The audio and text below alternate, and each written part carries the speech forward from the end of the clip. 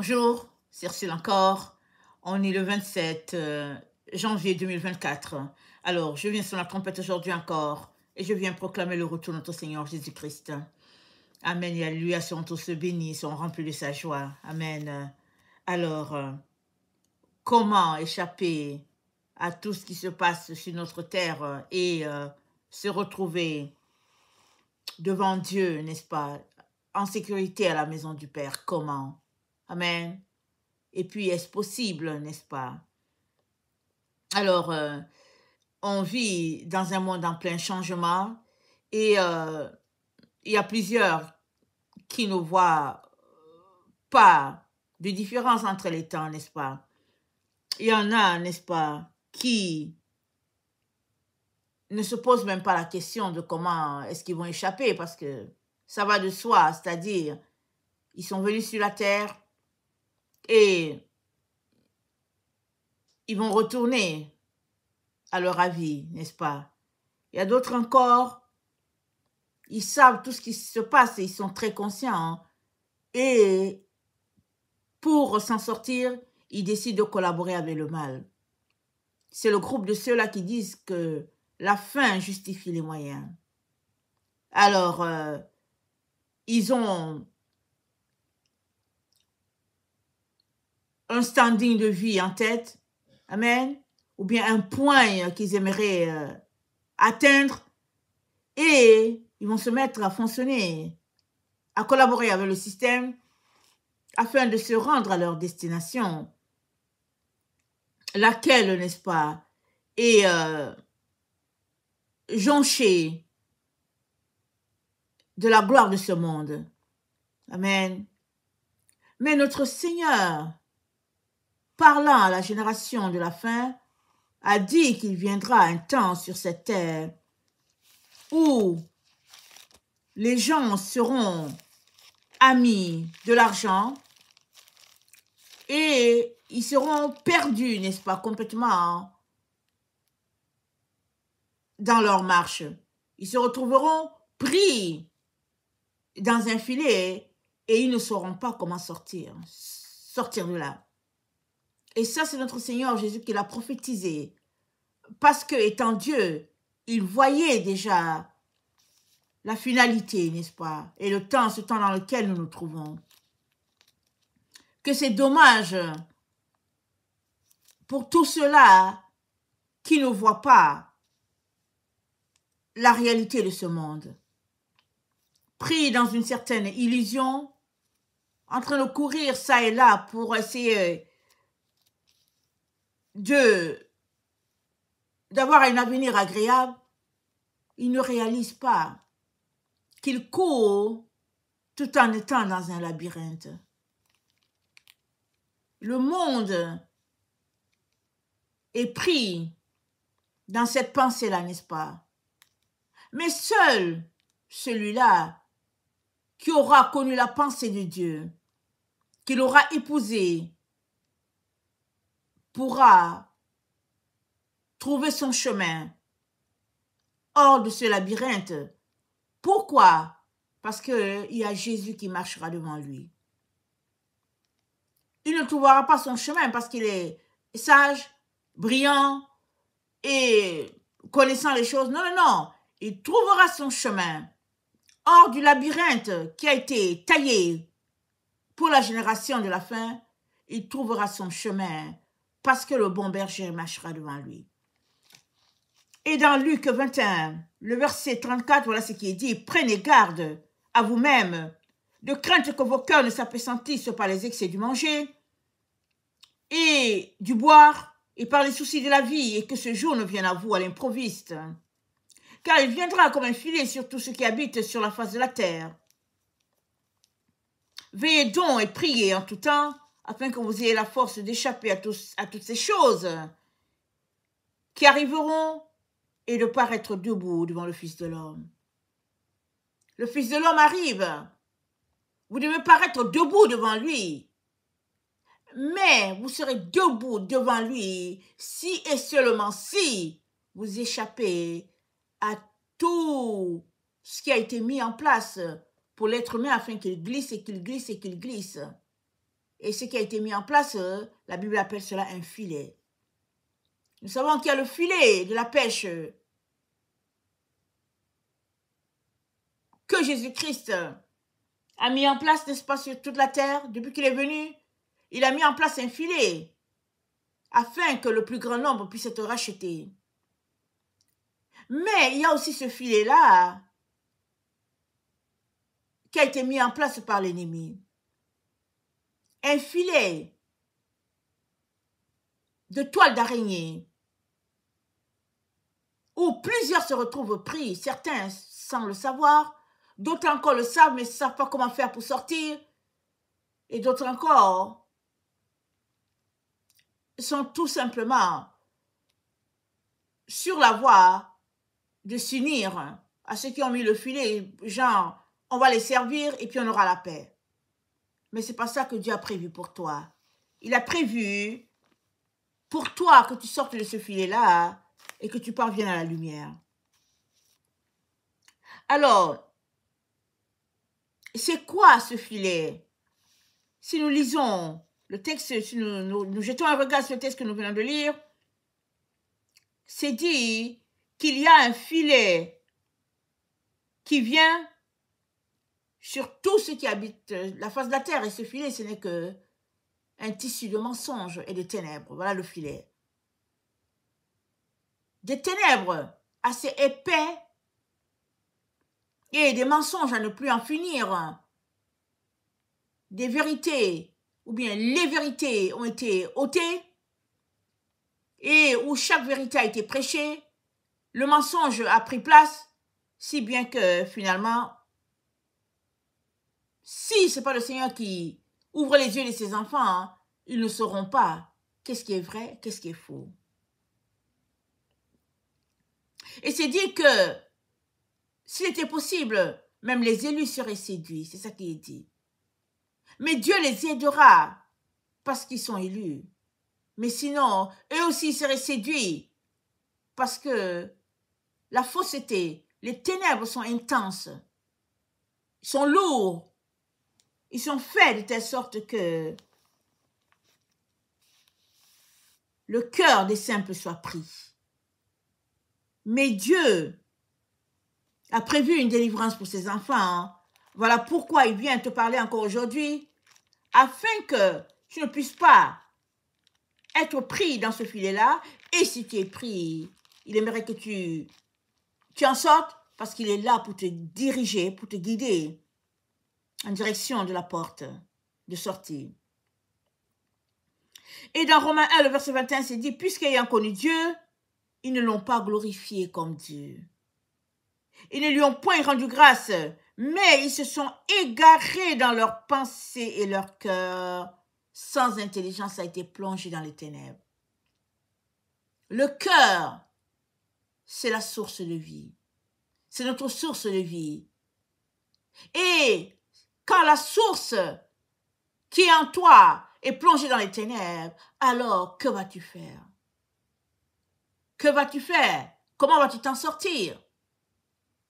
Dieu a prévu pour toi de t'en sortir.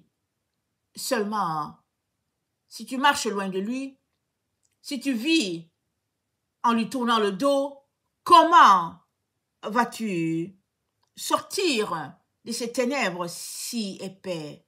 Comment? Alors,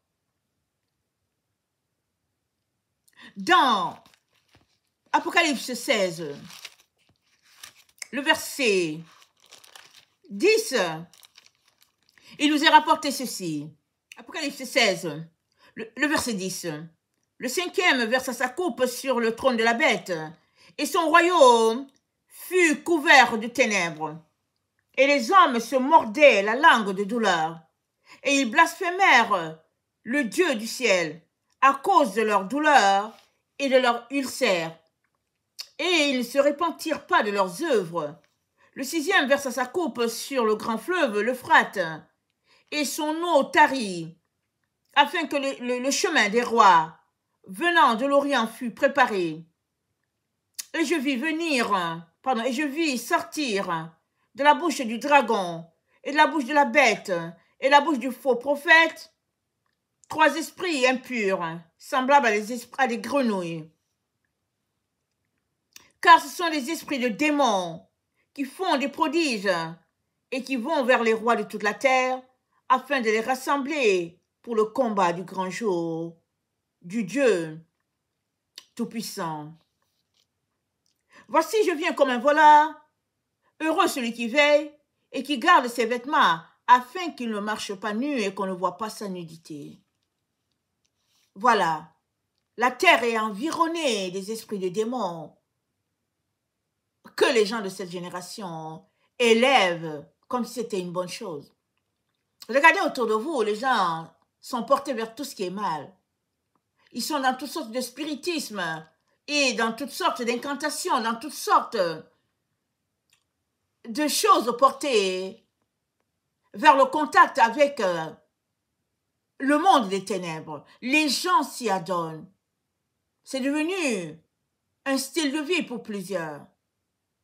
Mais Dieu a dit dans sa parole qu'on ne trouve chez toi personne qui pratique ces choses-là. Parce que ces choses-là sont en abomination à l'Éternel. On va regarder dans Deutéronome, je pense 18, le verset 11 peut-être. Attendez, je vais m'assurer que je vous donne le bon texte. Deutéronome 18, le verset 10. Qu'on ne trouve chez toi personne qui fasse passer son fils ou sa fille par le feu.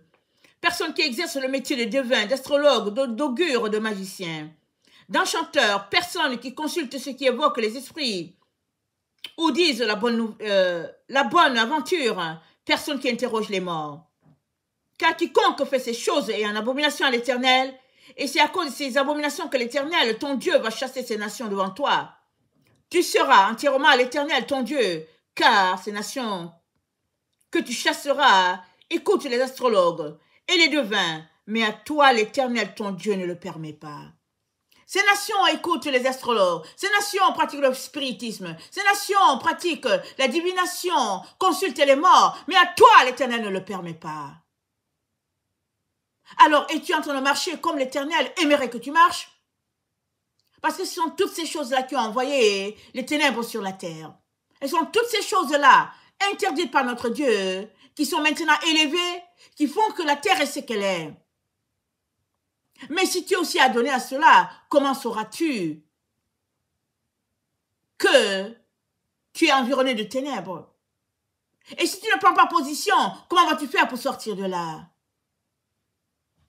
Et si tu veux juste vivre pour manger et puis avoir le minimum, mais que tu ne veux pas qu'on te dérange, alors comment vas-tu faire pour t'en sortir et puis faire sortir tes enfants du filet? Tu es appelé à prendre position. Tu n'as pas le choix.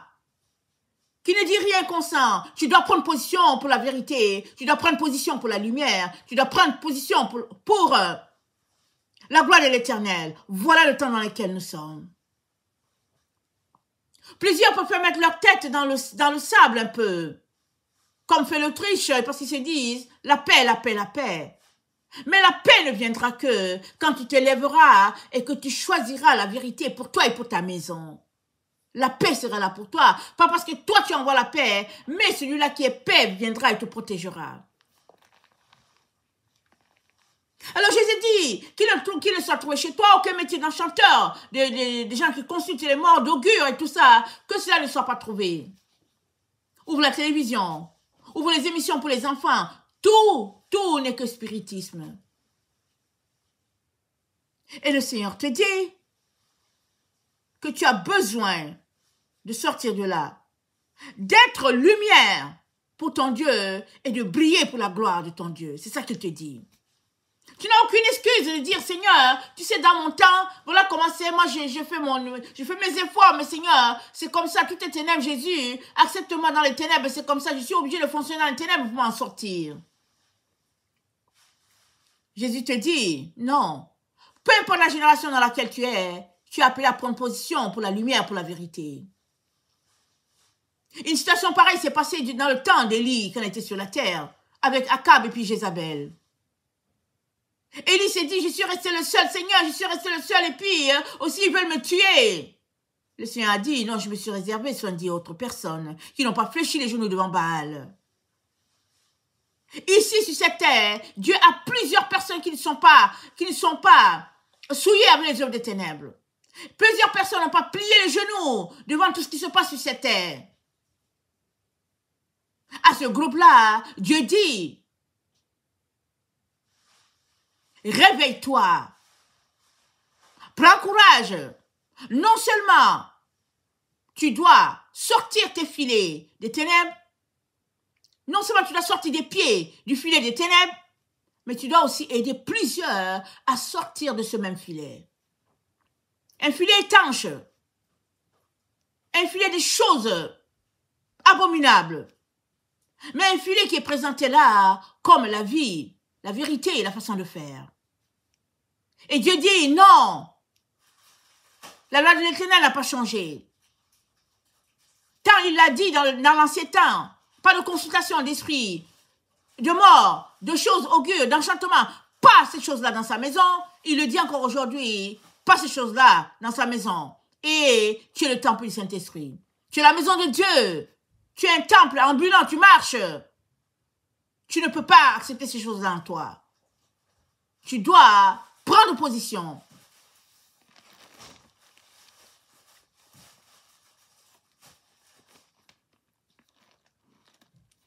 Notre démocratie a eu pour base la parole de Dieu. Quand on regarde tous ces vieux pays-là, avant de devenir des républiques ou bien, peu importe ce qu'ils sont, la Bible était la base de leur politique. Et c'est bien qu'il y avait la crainte de Dieu dans les cœurs des différents leaders. Aujourd'hui, la Bible a été remplacée par toutes sortes de livres. Et finalement, c'est tout simplement des pratiques abominables qui sont faites sur le peuple en entier. Des politiques qui sont mises en place pour rendre le peuple esclave, pour fermer les yeux à la population, de telle sorte que le peuple se concentre juste sur le plaisir du moment, le plaisir des yeux, le confort qu'on peut avoir, d'avoir à manger et puis d'avoir un peu plus pour se réjouir et puis pour s'amuser. Voilà à quoi les différents gouvernements sur la terre se concentrent. Parce qu'un peuple content, ça fait un gouvernement qui va rester longtemps en place. Et etc., etc. Voilà, ça s'est répandu partout sur toute la terre. Mais Dieu te dit que tu es son enfant. Et que ce n'est pas pour cela qu'il t'a envoyé sur la terre. Quand Jésus a marché sur cette terre, les gens attendaient un roi qui les délivrerait de toutes leurs abominations, de tous leurs liens, mais qu'ils attendaient ce roi. Quelle a été leur déception de savoir que ce fameux roi proclamé ne faisait rien pour les sortir des liens avec les Romains. Mais ils étaient découragés. Ils ont dit non mais on veut un roi, mais pas celui-là qui nous dit de tendre l'autre joue quand on veut le gifler. Pas celui-là qui nous dit de donner aussi le manteau quand on nous enlève notre tunique. Ils ont dit mais non, on veut un vrai roi. Un roi qui va prendre les armes et qui va combattre pour nous défendre, pour nous délivrer des Romains. Et Jésus leur disait, je suis venu pour que vous ayez la vie en abondance. Je suis venu pour que vous ayez la paix, la vraie paix, celle-là qui vient de Dieu. Et il leur disait, celui qui tue par l'épée périra par l'épée. C'est pas pour cela que je suis là. Je suis venu pour vous montrer la voie du Père, la voie de la lumière. Et c'est la même chose que Jésus-Christ dit aujourd'hui encore. Alors que la terre est sous domination des choses ténébreuses, le Seigneur te dit, c'est pas pour cela que tu es là, pour faire comme eux. Non, tu es la lumière et tu dois éclairer dans les ténèbres. Peu importe ce qu'ils font, tu es la lumière, tu dois briller de la gloire de Dieu, afin que ceux-là qui sont dans les ténèbres voient ta lumière et puis viennent au Seigneur. Alléluia et Amen. Et dans Apocalypse 18, voilà ce qui nous est dit au verset 14. Mais avant d'arriver au verset 14, je vais lire un peu ce qui est écrit. Apocalypse 18, Le verset 11. Et les marchands de la terre pleurent et sont dans le deuil à cause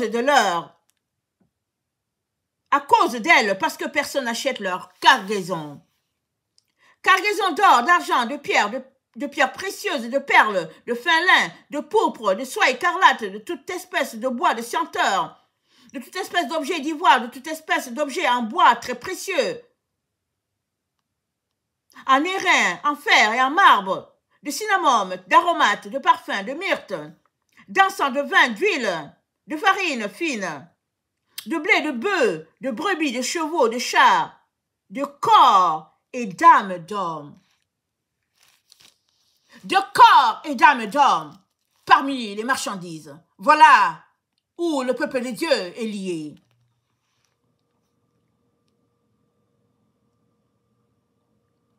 Toutes ces choses délicates et magnifiques sont perdues pour toi et tu ne les retrouveras plus. Les marchands de ces choses qui se sont enrichis par elle se tiendront éloignés dans la crainte de son tourment. Ils pleureront et seront dans le deuil. Ils diront, malheur, malheur, la grande ville qui était vêtue d'un fin lin, de pourpre, d'écarlate et parée d'or, de pierres précieuses et de perles en une seule heure. Tant de richesses ont été réduites, ont été détruites. Et tous les pilotes et tous ceux qui naviguent vers ce lieu, les marins et tous ceux qui exploitent la mer, se tenaient éloignés. Et ils s'écriaient en voyant la fumée de son embrasement quelle ville était semblable à la grande ville. Alors tout le monde se tourne vers la ville, le confort de la ville, la facilité, n'est-ce pas? La séduction, le paraître, la vue, tout est mis en plein au niveau de l'œil, tout simplement. Et des choses à ne pas en finir, séduction sur séduction, séduction sur séduction. Et finalement, les enfants de Dieu sont pris dans cette séduction-là. Comme un tourbillon, ils sont là-dedans. Et ils sont dans le système. Dieu leur dit, sortez, sortez, sortez. Mais ils sont toujours là dans le système. Mais Dieu te dit, tu l'as sorti de là. Parce que c'est dit au verset 14, même les corps d'hommes, même les âmes des personnes sont pris dans ce filet-là. Quand vas-tu sortir de là et être prêt pour te tenir debout devant ton Seigneur quand il sera là? Quand? Si ce n'est maintenant.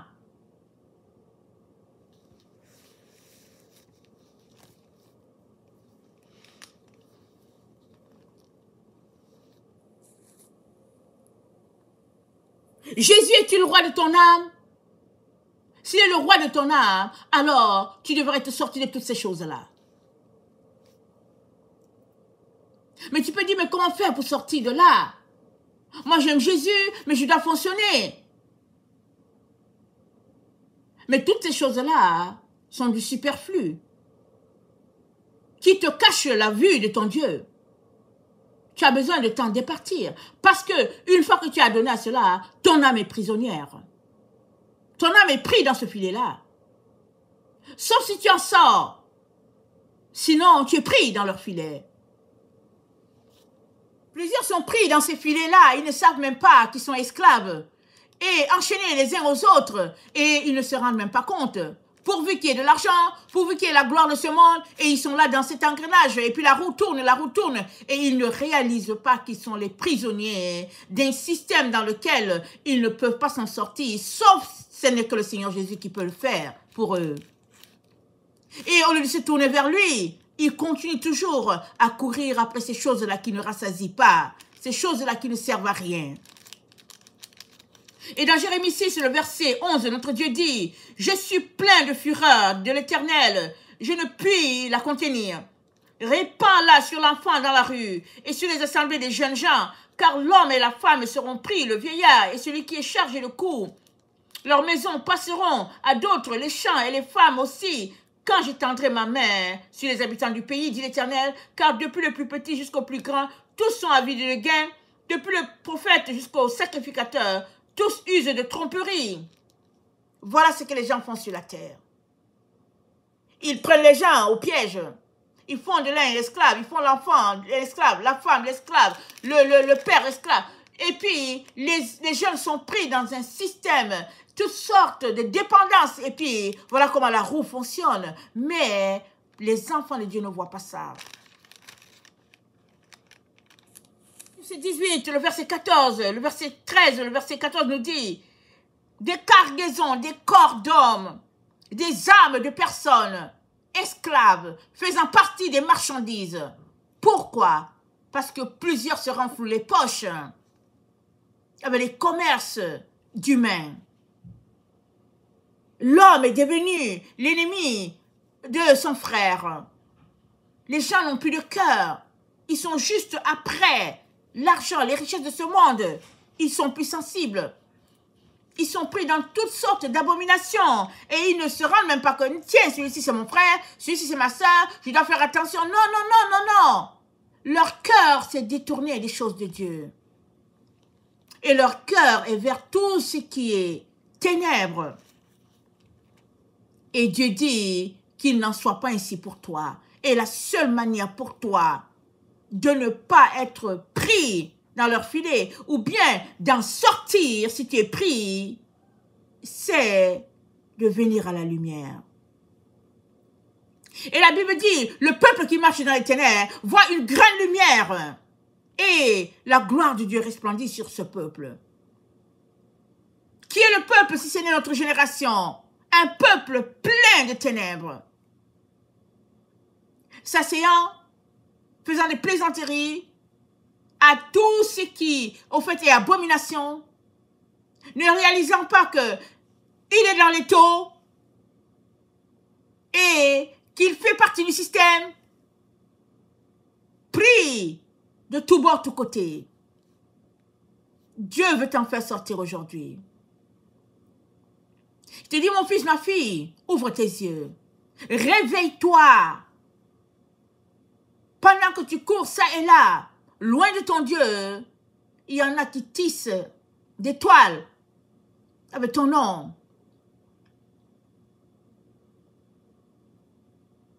Qui bâtissent des châteaux avec ton nom.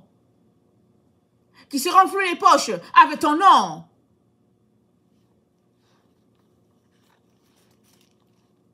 Verset 19, le verset 7 séduit. Réjouissons-nous et soyons dans l'allégresse.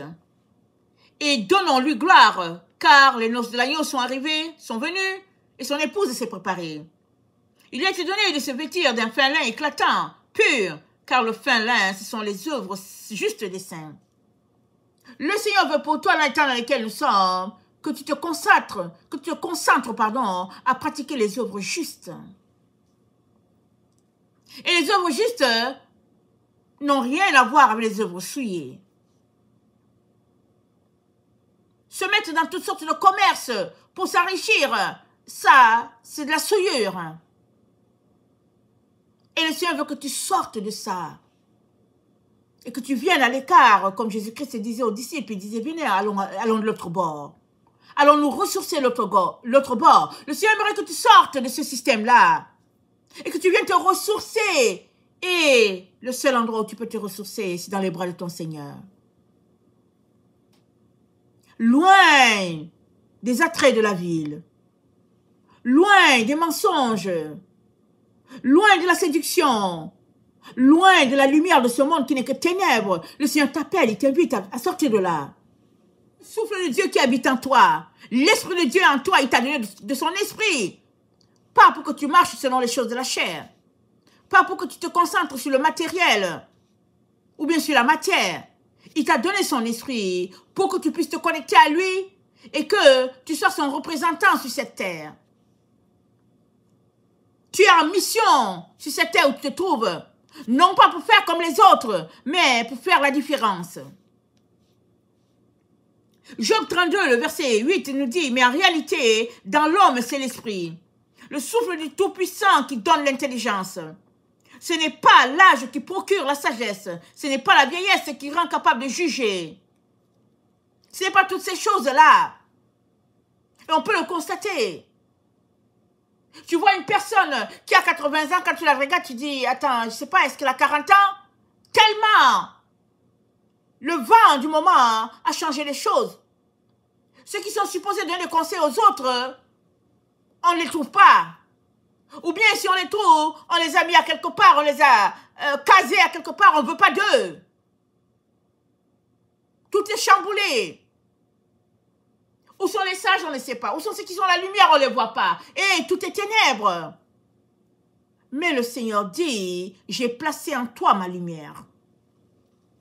J'ai placé en toi ma sagesse. J'ai placé en toi mon intelligence. Tu ne peux pas te cacher.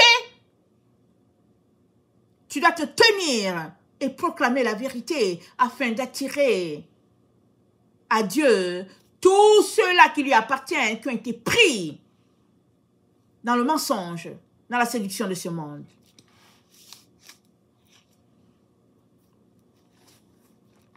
Qu'est-ce qu'il y a en ton esprit en ce moment? Es-tu préoccupé par les choses de ce monde? À quoi passes-tu ton temps?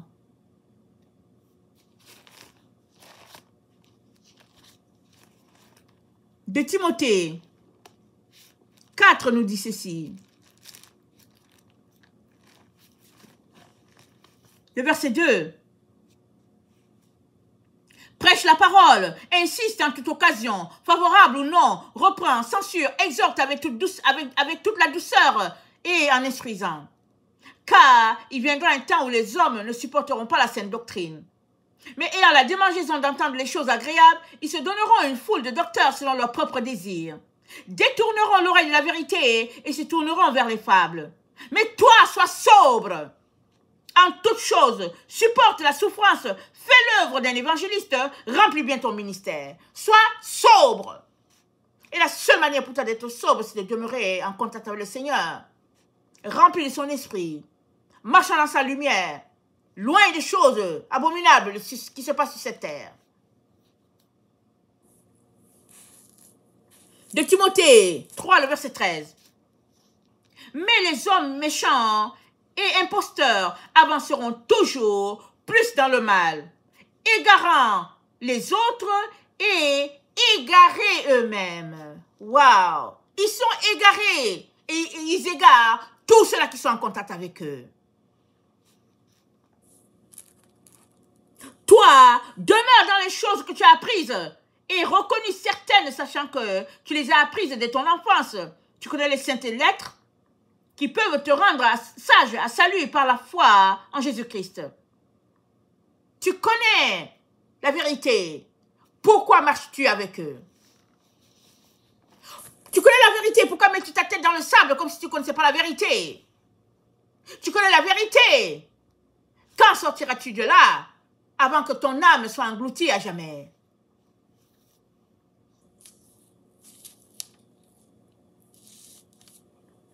L'homme est devenu une bête pour son frère.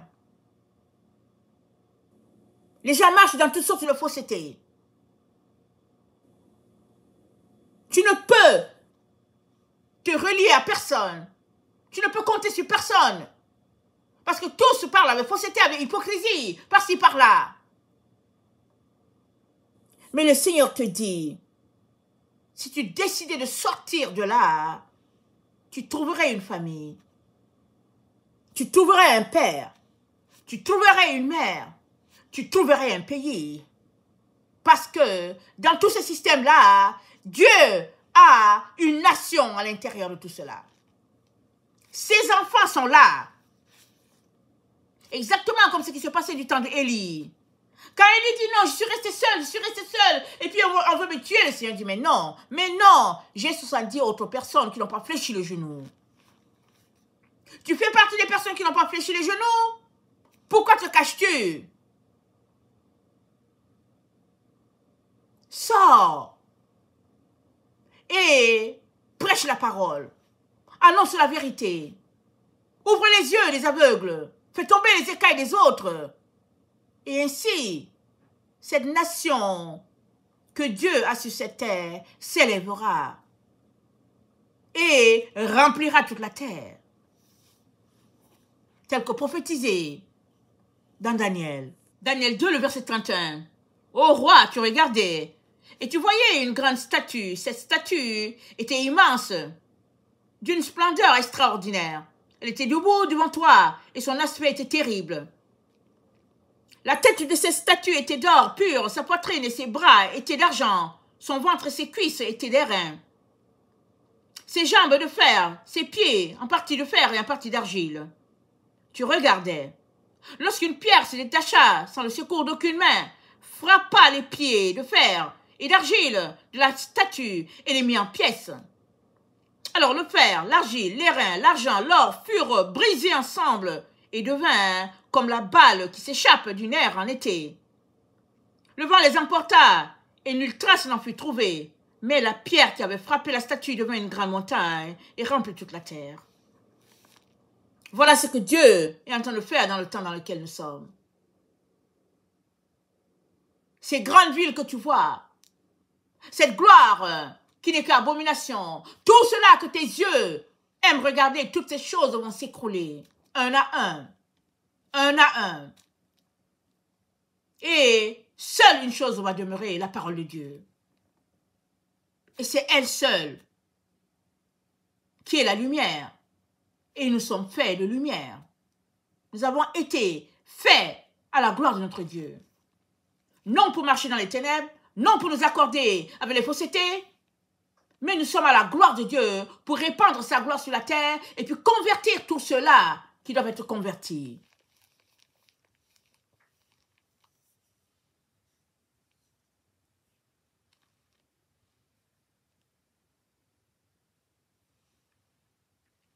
Verset 44. Dans les temps de ces rois, Dieu des cieux suscitera un royaume qui ne sera jamais détruit et qui ne passera point sous la domination d'un autre peuple. Il brisera, anéantira tous ces royaumes-là et lui-même subsistera éternellement. C'est ce qu'indique la pierre que tu as vue se détacher de la montagne sans le secours d'aucune main et qui a brisé le fer, l'airain, l'argile, l'or. Le grand Dieu qui a fait connaître au roi, le grand Dieu a fait connaître au roi ce qui doit arriver après cela. Le songe est véritable, son explication est certaine. La pierre a brisé la grosse montagne. La pierre, la parole de Dieu, le logos, le réma, notre Seigneur Jésus, il a brisé tout cela. On a l'impression qu'il n'est pas là et puis bon, que les gens font ce qu'ils veulent. Mais non, non, non, Jésus est au contrôle de tout. Il attend que toi, tu fasses tomber les écailles de tes yeux et que tu te détournes de la voie du mensonge que tu as emprunté. Et que tel que tu es, tu viennes à lui. Laissant toute cette gloire-là, laissant toutes ces ambitions-là, mais venant te mettre dans ses bras, afin que il puisse te donner tes graines à semer et que tu puisses s'aimer pour que la récolte soit abondante et que la gloire de Dieu puisse envahir toute la terre. Parce que la terre sera remplie de la connaissance de la gloire de Dieu comme le fond de la mer. Ce n'est pas les choses ténébreuses qui rempliront la terre. Ce n'est pas les pratiques d'abomination, de spiritisme qui envahiront la terre. Non, non, non, non. Tout cela disparaîtra. La terre sera purifiée. Parce que le grand roi, le créateur de tout l'univers, va descendre et vivre au milieu de ses enfants. La terre est un sanctuaire pour notre Dieu. C'est lui qui l'a conçu, c'est lui qui l'a bâti. Ce n'est donc pas aux hommes de prendre contrôle de cette terre et d'en disposer comme ils veulent. De subir tout ce qui se passe, tu devrais te lever et aller dans le sens contraire. C'est-à-dire marcher devant Dieu dans les pleurs, les larmes, la repentance. La parole de Dieu étant ton guide, le Seigneur t'aidera à sortir du filet dans lequel tu te trouves peut-être et aussi à faire sortir plusieurs. Le Seigneur t'aidera à retrouver ton identité parce que plusieurs ont perdu leur identité dans ce parcours sur la terre. Plusieurs ne savent plus qui ils sont. Laisse le Seigneur te le rappeler, tu es enfant du roi des rois. Tu es fils de Dieu, à la ressemblance de Dieu. pas la ressemblance de tout ce qui se passe dans ce système. Daniel a vu des animaux sur la terre. Il a vu des royaumes et puis, vous voyez, des rois et tout ça, c'était des animaux. Tu n'es pas un animal. Tu as été créé à la gloire de Dieu. Tu dois te concentrer à revêtir ton vêtement céleste. Marcher par la parole, vivre de la parole, te nourrir, développer ta communion avec ton Dieu.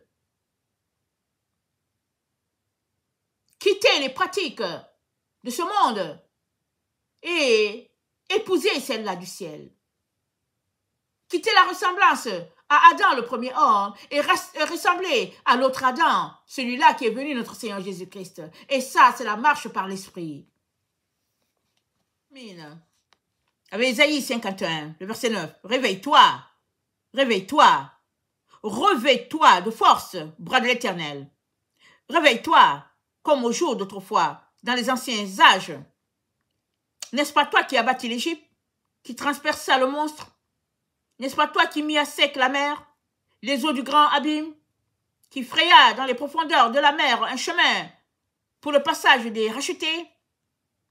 Ainsi les rachetés de l'Éternel retourneront, ils iront à Sion, avec chant de triomphe. Une joie éternelle couronnera leur tête. L'allégresse et la joie s'approcheront. La douleur et les gémissements s'enfuiront. C'est moi qui vous console. Qui es-tu pour avoir peur de l'homme mortel et du Fils de l'homme, pareil à l'herbe? Et tu oublierais l'Éternel qui t'a fait, qui a étendu les cieux et fondé la terre? Et tu tremblerais incessamment tous les jours devant la colère de l'oppresseur, parce qu'il cherche à détruire? Où donc est la colère de l'oppresseur? Bientôt celui qui est courbé sous les fers sera délivré. Il ne mourra pas dans la fosse, et son pain ne lui manquera pas. Je suis l'Éternel ton Dieu, qui soulève la mer et fait mugir ses flots. L'Éternel des armées est son nom. Je mets mes paroles dans ta bouche. Je te couvre de l'ombre de ma main pour étendre les nouveaux cieux et fonder une nouvelle terre, et pour dire à Sion, tu es mon peuple. Amen et alléluia. Tu es le peuple de Dieu. Tu dois sortir de leurs pratiques. Tu dois t'encourager. Tu dois secouer la poussière de toi et refuser de marcher dans les ténèbres en te dissociant, en prenant position pour la vérité, en prenant position pour la lumière. Que le Seigneur bénisse sa parole. Maranatha, Jésus revient. Amen et alléluia. Amen.